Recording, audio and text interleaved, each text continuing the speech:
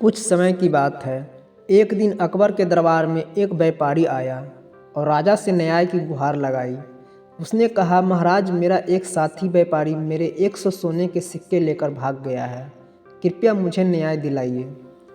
अकबर ने बीरबल से इस समस्या का समाधान करने को कहा। बीरबल ने व्यापारी को अगले दिन दरबार में सभी गवाहों के साथ आने को कहा। अगले दिन व्यापारी अपने गवाहों के साथ आया।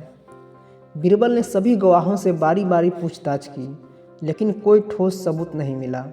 तभी बीरबल ने एक उपाय सोचा। उन्होंने दरबार के सभी लोगों को एक एक लाठी दी और कहा, ये जादुई लाठियाँ हैं। जिसने चोरी की है उसकी लाठी कल सुबह तक 1 इंच लंबी हो जाएगी। चोर व्यापारी डर गया और रात में उसने अपनी लाठी को 1 इंच काट दिया ताकि उसकी पहचान न हो सके। अगले दिन जब सभी दरबार में पहुँचे तो बीरबल ने लाठियों की लंबाई की जांच की।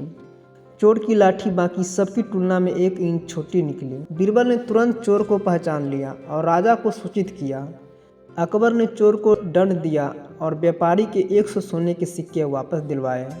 जब अकबर ने चोर को दंडित कर दिया और व्यापारी को 100 सोने के सिक्के लौटा दिए तो पूरी दरबार में बीरबल की प्रशंसा होने लगी। अकबर ने मुस्कुराते हुए कहा, बीरबल, तुम्हारी बुद्धिमानी से न्याय हुआ, लेकिन मैं जानना चाहता हूँ, क्या तुम्हें यकीन था कि चोर लाठी काट देगा? बीरबल ने विनम्रता से उत्तर दिया, महाराज, चोर के मन में हमेशा डर और असुरक्षा होती है। उसे पता था कि अगर उसकी लाठी लंबी हो गई तो वह पकड़ा जाएगा। डर के कारण उसने लाठी काट दी और इस तरह वह खुद फंस गया। इस घटना के बाद दरबारियों में से एक ने खड़े होकर अकबर से पूछा, महाराज, यह तो ठीक है कि चोर पकड़ा गया, लेकिन अगर कोई निर्दोष डर के कारण अपनी लाठी काट देता तो क्या होता? अकबर ने बीरबल की ओर देखा। बीरबल ने मुस्कुराते हुए उत्तर दिया, जो निर्दोष होता है उसे अपने सत्य पर विश्वास होता है। वह जानता है कि उसे छिपाने की जरूरत नहीं है, लेकिन चोर हमेशा डर के साए में रहता है और अपने अपराधों को छुपाने की कोशिश करता है। यही डर उसे पकड़वाता है। अकबर ने बीरबल की बुद्धिमानी से प्रभावित होकर कहा, बीरबल, तुमने एक बार फिर साबित कर दिया कि तुम मेरे सबसे योग्य सलाहकार हो। मैं तुम्हें 100 सोने के सिक्के इनाम में देता हूँ। सभी दरबारियां तालियां बजाने लगे और बीरबल ने विनम्रता से इनाम स्वीकार किया। जब बीरबल ने इनाम लिया और दरबार में सब कुछ शांत हो गया, तभी एक और मामला लेकर एक बुजुर्ग व्यक्ति दरबार में आया। उसने अकबर से कहा, महाराज, मेरी ज़मीन पर मेरी पड़ोसी ने ज़बरदस्ती कब्जा कर लिया है। मैंने कई बार उससे कहा, लेकिन वह मेरी बात नहीं मानता। कृपया न्याय करें। अकबर ने फिर से बीरबल को इस मामले की जांच करने का आदेश दिया। बीरबल ने बुजुर्ग से कहा, आप अपने पड़ोसी को कल दरबार में ले आइए, हम इसका हल निकालेंगे। अगले दिन दोनों व्यक्ति दरबार में उपस्थित हुए। बीरबल ने दोनों से पूछा, क्या तुम जानते हो कि यह ज़मीन किसकी है? तो बुजुर्ग ने कहा, महाराज, यह ज़मीन मेरे पूर्वजों की है। मैंने इसे अपने हाथों से सींचा और खेती की। पड़ोसी ने तर्क दिया, यह ज़मीन अब मेरी है क्योंकि मैं इसे बरसों से इस्तेमाल कर रहा हूँ। बीरबल ने दोनों को ज़मीन के टुकड़े पर जाने का आदेश दिया। उसने कहा, तुम दोनों ज़मीन का वह हिस्सा खोदो ताकि हमें पता चल सके कि यह किसके दिल के करीब है। दोनों ने ज़मीन खोदना शुरू किया। बुजुर्ग व्यक्ति ने थोड़ी खुदाई की और फिर रुक गया। उसने रोते हुए कहा, महाराज, मैं इस ज़मीन को खोदकर बर्बाद नहीं कर सकता। यह मेरे पूर्वजों की निशानी है। अगर यह ज़मीन मेरे पड़ोसी को चाहिए तो वह इसे ले ले, लेकिन मैं इसे बर्बाद नहीं कर सकता। पड़ोसी ने खुदाई जारी रखी, लेकिन जल्द ही थक गया। उसने कहा, मैं इसे पूरी तरह खोद नहीं सकता, यह बहुत मेहनत का काम है। बीरबल ने अकबर से कहा, महाराज, ज़मीन का असली मालिक वह बुजुर्ग है जो अपनी ज़मीन को दिल से चाहता है। वह उसे बर्बाद नहीं कर सकता। यह पड़ोसी केवल स्वार्थ के लिए ज़मीन चाहता है। तो अकबर ने बुजुर्ग को उसकी ज़मीन वापस देने का आदेश दिया और पड़ोसी को चेतावनी दी कि वह दोबारा ऐसा ना करे। अकबर ने कहा, बीरबल, तुमने आज फिर सिद्ध कर दिया कि न्याय केवल बुद्धिमत्ता से ही संभव है। मैं तुम्हें और अधिक सम्मानित करता हूँ। सभी दरबारियों ने बीरबल की बुद्धिमानी की सराहना की और दरबार में न्याय का एक और उदाहरण स्थापित हुआ। कुछ दिनों के बाद अकबर ने सोचा कि वह बीरबल की बुद्धिमानी की एक और परीक्षा ले। उसने अपने दरबारियों को बुलाकर कहा, आज मैं बीरबल की चतुराई और न्यायप्रियता को परखना चाहता हूँ। मैं एक ऐसी समस्या तैयार करूँगा जिसे सुलझाना आसान न हो। अकबर ने एक कपड़े के थैले में बेशकीमती हीरे मोती डालकर उसे एक गरीब किसान के घर रखवा दिया। फिर अगले दिन दरबार में उस किसान को बुलाया गया। अकबर ने गुस्से से कहा, किसान, हमारे राजकोष से एक थैला चोरी हो गया था जिसमें हीरे मोती थे।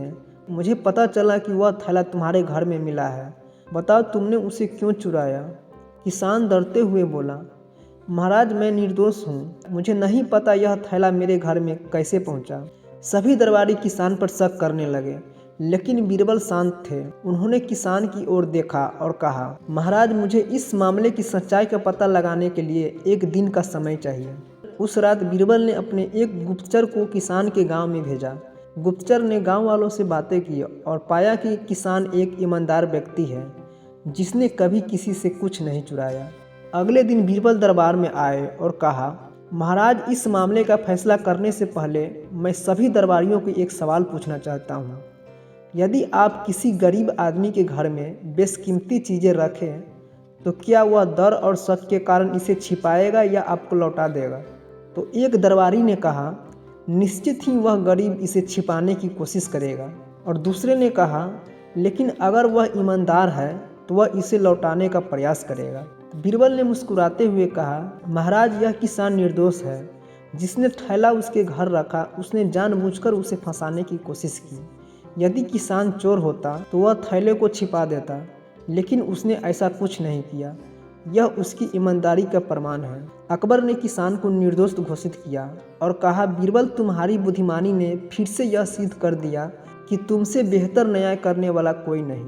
अकबर ने किसान को इनाम दिया और दरबारियों को सिखाया कि किसी पर बिना ठोस सबूत के दोष नहीं लगाना चाहिए। कुछ समय बाद अकबर के दरबार में एक और जटिल मामला आया। इस बार दो महिला एक छोटे बच्चे पर अपना अधिकार जताने लगी। दोनों का दावा था कि बच्चा उनका है। एक महिला रोते हुए बोली, महाराज, यह मेरा बच्चा है। इसे जन्म देकर मैंने पाला है। कृपया मुझे न्याय दिलाइए। दूसरी महिला ने गुस्से से कहा, यह बच्चा मेरा है। मैं इसे वापस पाने के लिए कुछ भी कर सकती हूँ। दरबार में सन्नाटा छा गया। सभी दरबारी असमंजस में थे। अकबर ने कहा, यह गंभीर मामला है। बीरबल, तुम ही इस विवाद को सुलझाओ। बीरबल ने दोनों महिलाओं को गौर से देखा। फिर उन्होंने बच्चों को दरबार के बीच में खड़ा करने का आदेश दिया। उन्होंने कहा, अगर तुम दोनों ही बच्चे की असली माँ हो तो हम यह निर्णय एक परीक्षा से करेंगे। बीरबल ने एक सिपाही से एक तलवार मंगवाया और कहा, मैं इस बच्चे को दो हिस्सों में बांट देता हूँ। तुम दोनों को इसका आधा आधा हिस्सा मिल जाएगा। तो पहली महिला तुरंत चीख पड़ी, नहीं महाराज, कृपया मेरे बच्चों को मत काटिए। अगर इसे बचाने के लिए मुझे इसे त्यागना पड़े तो मैं तैयार हूँ। दूसरी महिला चुपचाप खड़ी रही और बोली, हाँ महाराज, यह सही निर्णय है। इसे आधा आधा बांट दीजिए। बीरबल ने तलवार नीचे रख दी और मुस्कुराते हुए कहा, महाराज, असली माँ वही है जो बच्चे की जान बचाने के लिए उसे त्यागने को तैयार है। यह बच्चा पहली महिला का है, दूसरी महिला तो झूठी है। अकबर ने तुरंत बच्चे को पहली महिला को सौंप दिया और दूसरी महिला को दंडित किया। अकबर ने कहा, बीरबल, तुम्हारी चतुराई और न्यायप्रियता ने एक बार फिर हमें प्रभावित किया। तुमने न केवल सच्चाई का पता लगाया बल्कि एक मासूम की जान भी बचाई। बीरबल ने विनम्रता से उत्तर दिया, महाराज, सच्चा न्याय हमेशा भावनाओं और तर्क का संतुलन बनाकर किया जाता है। सच्चा प्यार त्याग करने की शक्ति रखता है। एक दिन अकबर के दरबार में एक विदेशी राजा का दूत आया। उसने अकबर से कहा कि हमारे राजा का मानना है कि उनके जैसा बुद्धिमान और चतुर व्यक्ति दुनिया में कोई और नहीं है। अगर आपके दरबार में कोई उनसे अधिक चतुर है तो साबित कीजिए। तो अकबर ने दूत को विनम्रता से जवाब दिया, हमारे दरबार में बीरबल है जो अपनी चतुराई के लिए प्रसिद्ध है। उन्हें किसी भी चुनौती का सामना करने में महारत है। बताइए आपकी परीक्षा क्या है? दूत ने मुस्कुराते हुए कहा, हमारे राजा ने 3 सवाल भेजे हैं। अगर बीरबल ने इनका उत्तर दे दिया तो हम मान लेंगे कि वह सबसे चतुर है। तो अकबर ने चुनौती स्वीकार कर ली और बीरबल को बुलाया। दूत ने पूछा, पहला सवाल है, दुनिया की सबसे लंबी चीज़ क्या है? तो बीरबल ने तुरंत उत्तर दिया, दुनिया की सबसे लंबी चीज़ सोच है। यह समय, स्थान और परिस्थिति की हर सीमा को पार कर सकती है। इंसान अपनी सोच से कभी भी पहुंच सकता है। दूत ने प्रभावित होकर दूसरा सवाल पूछा, दूसरा सवाल यह है कि दुनिया की सबसे तेज चीज़ क्या है? बीरबल ने जवाब दिया, सबसे तेज चीज़ मनुष्य का मन है। यह एक पल में कहीं से कहीं पहुंच सकता है, चाहे वह भूतकाल हो या वर्तमान हो या भविष्य हो। दूत फिर से बीरबल के उत्तर से चकित हुआ और तीसरा सवाल पूछा। तीसरा और आखिरी सवाल यह है कि दुनिया में सबसे कीमती चीज़ क्या है? तो बीरबल ने मुस्कुराते हुए बोले कि दुनिया में सबसे कीमती चीज़ है समय।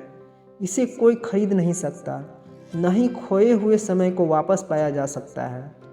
जो इसका सही उपयोग करता है वह जीवन में सफल होता है। दूत ने बीरबल की बुद्धिमत्ता को अस्वीकार करते हुए कहा, आपके दरबार में सचमुच में एक अद्वितीय रत्न है। हमारे राजा आपकी बुद्धिमानी और ज्ञान को सलाम करेंगे। अकबर ने गर्व से कहा, बीरबल हमारी शान है, उनकी चतुराई से ही हमारा दरबार इतना प्रसिद्ध है। दूत ने अकबर से विदा ली और अपने राजा को यह संदेश देने चला गया। अकबर ने बीरबल को इनाम देते हुए कहा, तुम्हारी चतुराई ने आज हमारे साम्राज्य का नाम और ऊंचा कर दिया। मैं गर्व करता हूँ कि तुम मेरे दरबार का हिस्सा हो। बीरबल ने विनम्रता से उत्तर दिया, महाराज यह मेरी जिम्मेदारी है कि मैं आपके और इस साम्राज्य का मान बनाए रखूँगा। तो फ्रेंड्स, इस कहानी से यह सीख मिलती है कि ज्ञान और चतुराई का सही उपयोग न केवल कठिनाइयों को हल करता है बल्कि दूसरों का सम्मान भी जीतता है। तो आप लोगों का ये कहानी कैसी लगी? तो प्लीज़ आप लोग कमेंट में ज़रूर बताइएगा, और कहानी अच्छी लगी तो एक लाइक ज़रूर कर दीजिएगा और वीडियो को ज़्यादा से ज़्यादा शेयर ज़रूर कीजिएगा, और नए हो तो चैनल को सब्सक्राइब ज़रूर कर लीजिएगा, क्योंकि मैं इसी तरह स्टोरी लाते रहते हैं जो आप सभी को हमारे स्टोरी से कुछ सीखने को मिले और सिखाने की कोशिश करते हैं। तो फिर मिलते हैं एक नेक्स्ट स्टोरी के साथ। तो आप लोगों को हमारी कहानी सुनने के लिए आप सभी को बहुत बहुत धन्यवाद।